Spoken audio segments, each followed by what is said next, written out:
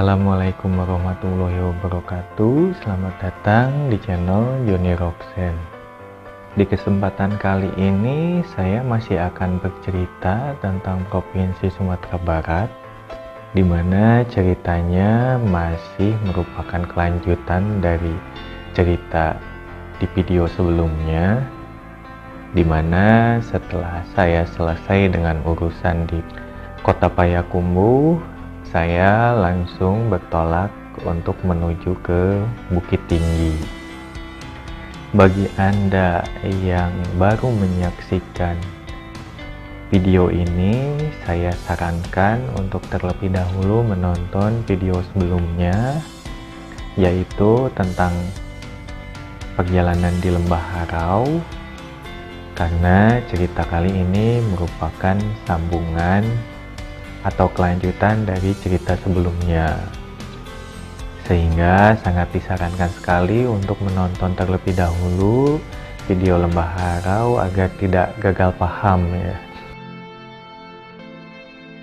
Sebelum lanjut kepada cerita, sedikit tentang Bukit Tinggi. Bukit Tinggi merupakan kota kedua terbesar ya di Sumatera Barat setelah Kota Padang tentunya, dan Bukit Tinggi ini merupakan salah satu kota tua juga yang merupakan bisa dibilang tempat atau saksi bisu tentang sejarah perjuangan bangsa Indonesia ya di zaman era perjuangan kemerdekaan.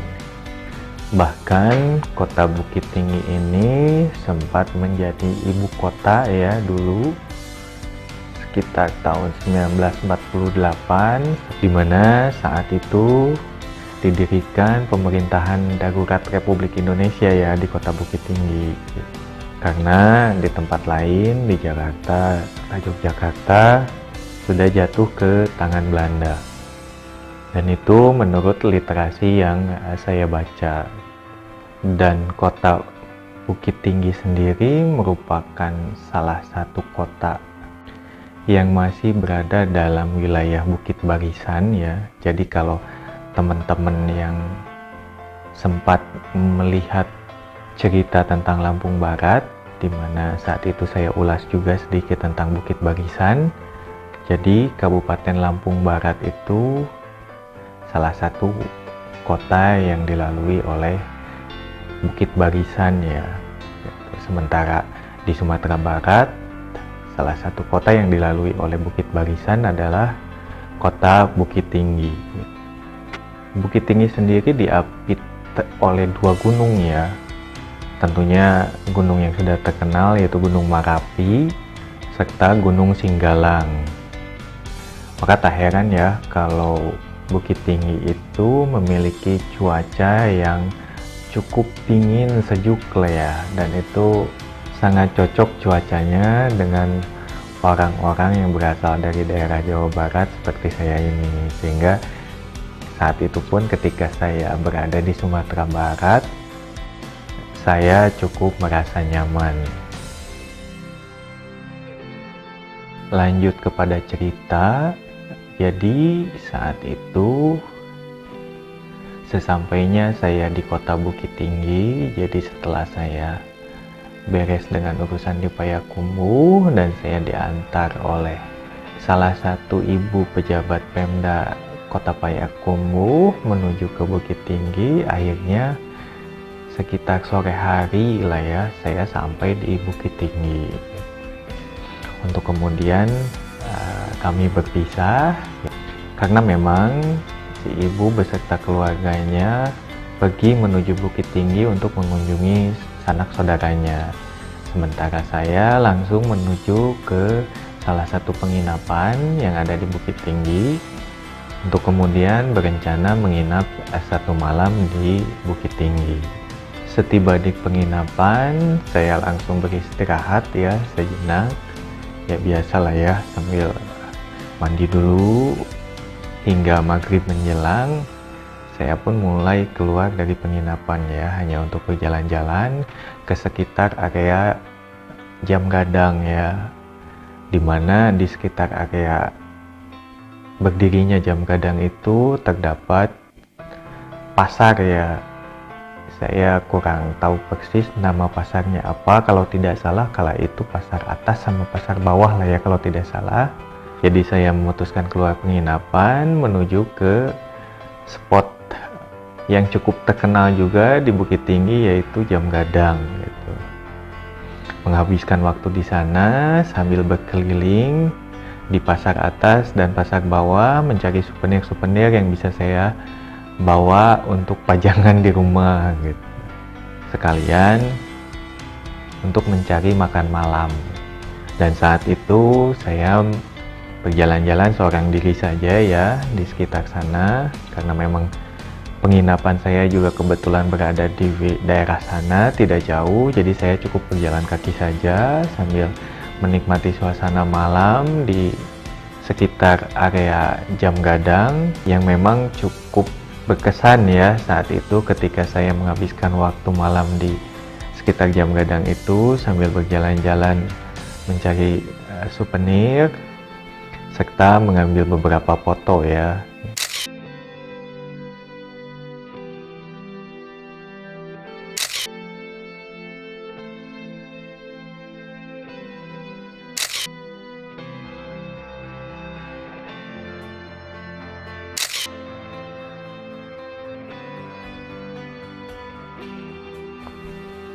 Hingga setelah cukup puas berada di wilayah Jam Gadang, saya mulai masuk ke pasar atas, pasar bawahnya, jalan-jalan hingga akhirnya saya mendapatkan beberapa souvenir ya. Dan salah satunya saya membeli songket ya kala itu yang menurut saya cukup unik sekali gitu. Hanya saya nggak tahu namanya yaitu kain apa, tapi memang kayak semacam songket lah seperti itu. Dan biasanya digunakan oleh para perempuan ya. Dan juga saya membeli beberapa pernak-pernik ya untuk pajangan di rumah.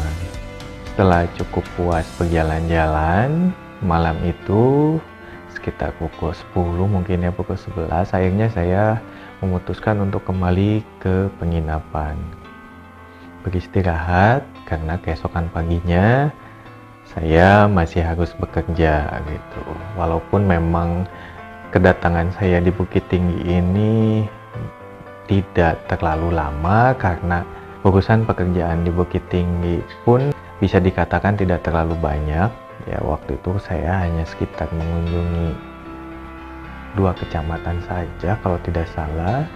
Sehingga di keesokan pagi itu saya keluar dari penginapan sekitar pukul 7 itulah, 7 atau setengah 8 lah ya. Langsung saya ditemani oleh salah seorang staf dari Pemda Bukit Tinggi juga, dan langsung menuju ke kecamatan yang harus saya kunjungi untuk urusan pekerjaan. Dan tidak memakan waktu yang lama, kalau tidak salah sekitar pukul 10 pagi urusan pekerjaan saya di Bukit Tinggi itu udah selesai.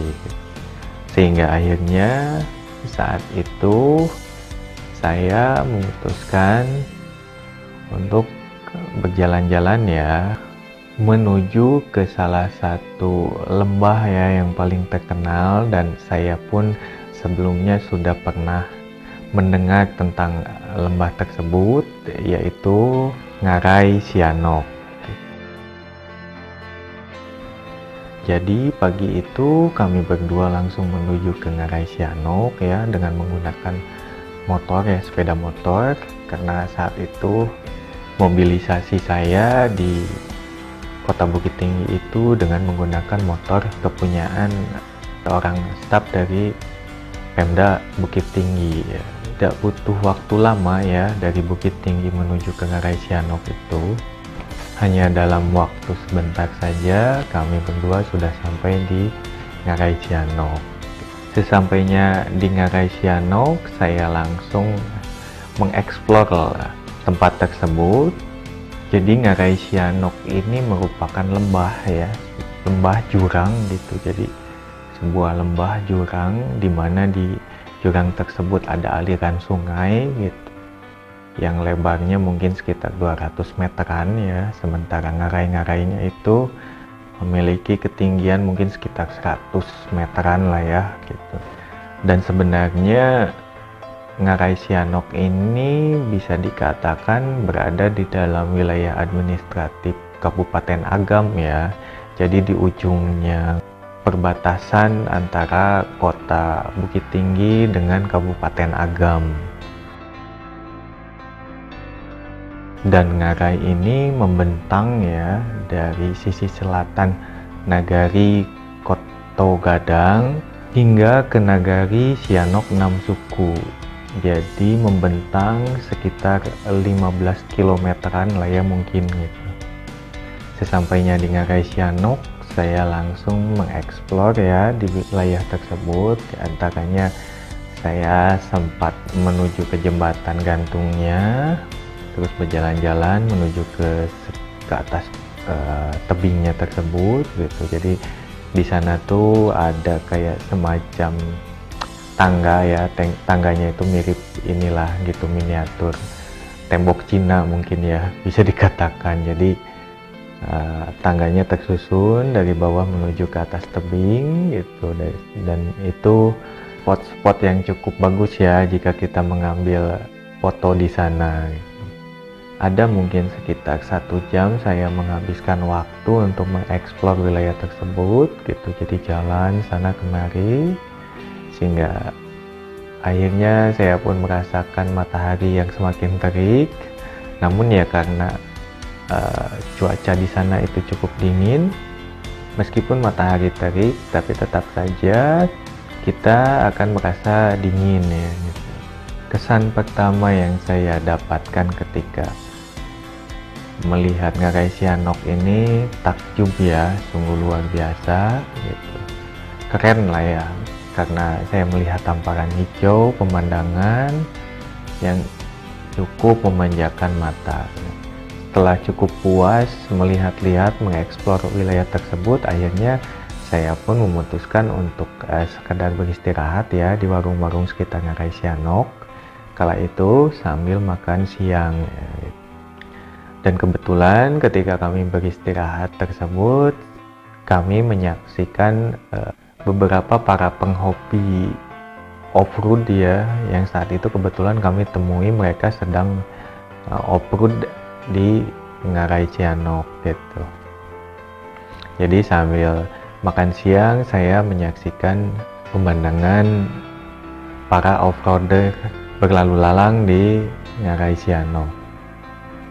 Hingga setelah makan siang dan sambil ngopi lah, ngerokok, sambil ngobrol-ngobrol, tanpa disengaja saat itu dari para off-roader tersebut ternyata ada salah satu pejabat dari Pemda Kota Bukit Tinggi ya gitu. Karena memang saat itu rekan saya yang merupakan staf dari Pemda Bukit Tinggi pun memanggil off-roader tersebut yang ternyata adalah salah seorang pejabat ya dari Pemda Bukit Tinggi.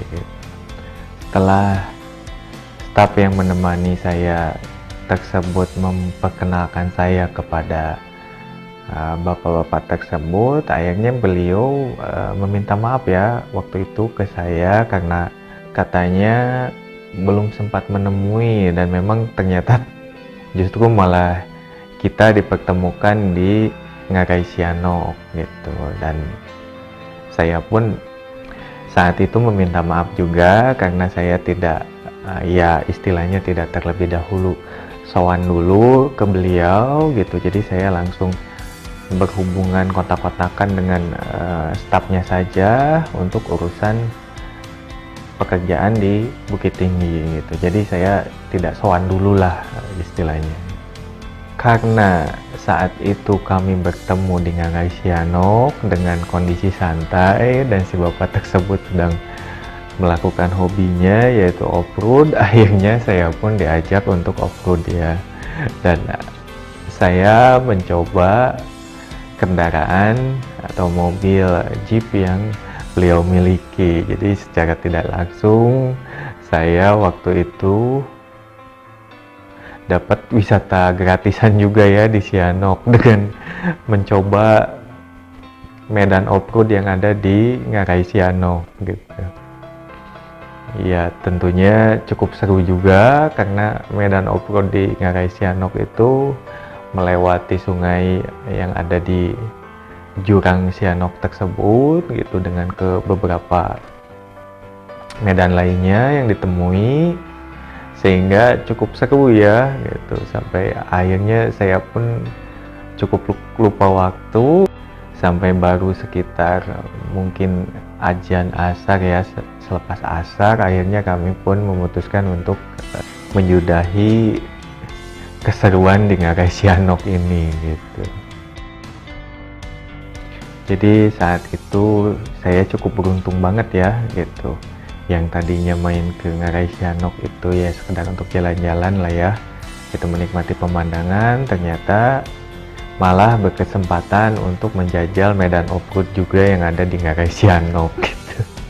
Dengan tentunya dengan kendaraan gratis ya, pinjaman gitu.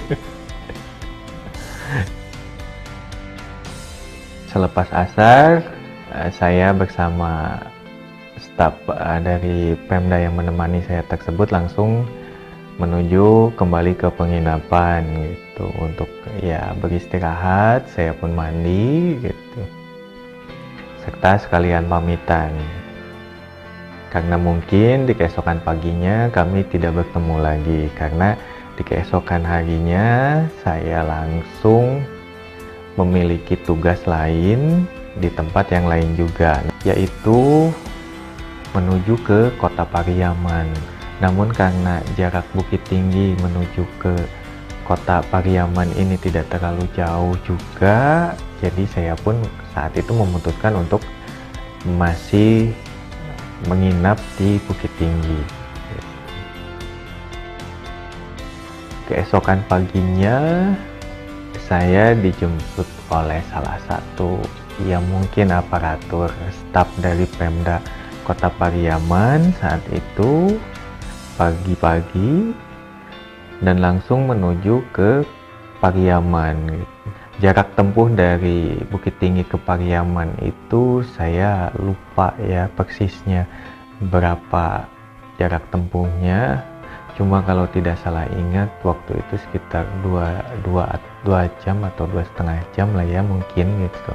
Sesampainya di kota Pariaman, saya saat itu langsung ya tidak berbasa-basi dulu, jadi langsung menuju ke titik-titik kecamatan yang memang tidak banyak juga. Jadi sama halnya dengan Bukit Tinggi, saat urusan pekerjaan saya di kota Pariaman pun tidak butuh waktu yang lama ya saya menyelesaikan pekerjaan di kota Pariaman, sehingga saat itu setelah makan siang akhirnya saya pun diantarkan kembali untuk menuju ke Bukit Tinggi gitu. Dalam perjalanan pulang menuju ke Bukit Tinggi ini saya sempat diajak mampir ya ke salah satu wisata yang paling terkenal, bahkan mungkin menjadi ikonnya dari Provinsi Sumatera Barat ya, yaitu air terjun Lembah Anai ya, yang memang tidak sulit untuk mencapainya karena air terjun tersebut berada di jalur atau di jalan Padang menuju ke Bukit Tinggi gitu. Nah, karena Pariaman juga melewati jalan yang sama, saya saat itu menyempatkan makan siang ya di salah satu rumah makan yang menyediakan sate Padang tentunya di dekat sekitar air terjun Lembah Anai tersebut.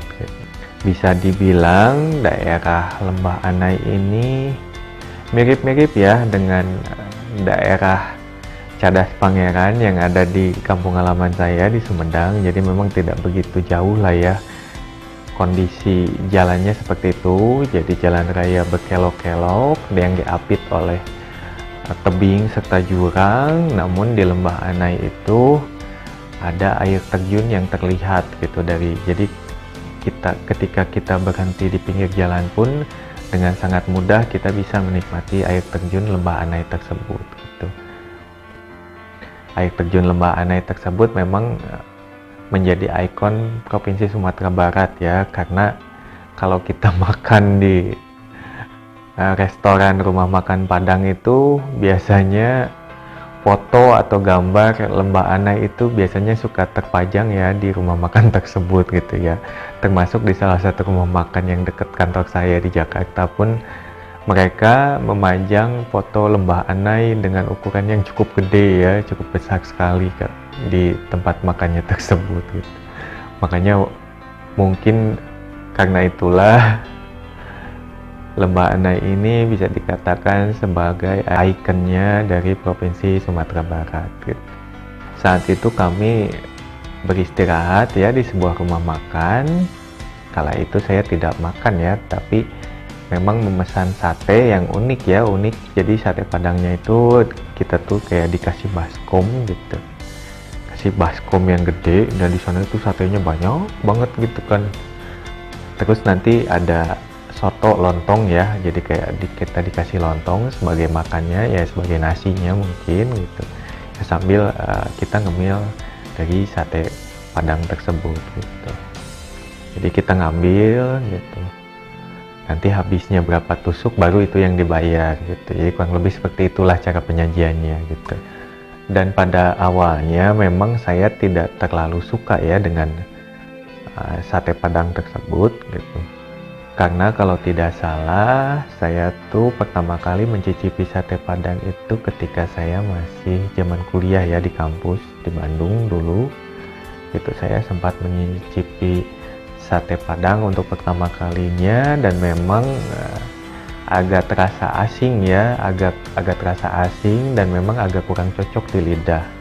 Ya mungkin karena bisa jadi itu bukan sate Padang beneran gitu, atau mungkin entah kenapa, yang pasti saat itu saya merasakannya agak kurang cocok di lidah saya. Sementara ketika saya menyempatkan diri makan di Lembah Anai tersebut, sate Padang yang saya rasakan itu rasanya lain sekali, malah bisa dikatakan sate tersebut cocok dengan lidah saya ya sekala itu gitu. Karena saya pun ketika di sana memakan sate tersebut cukup banyak sekali ya gitu. Terasa begitu enak gitu. Ya mungkin karena lapar juga sayanya jadi terasa enak juga.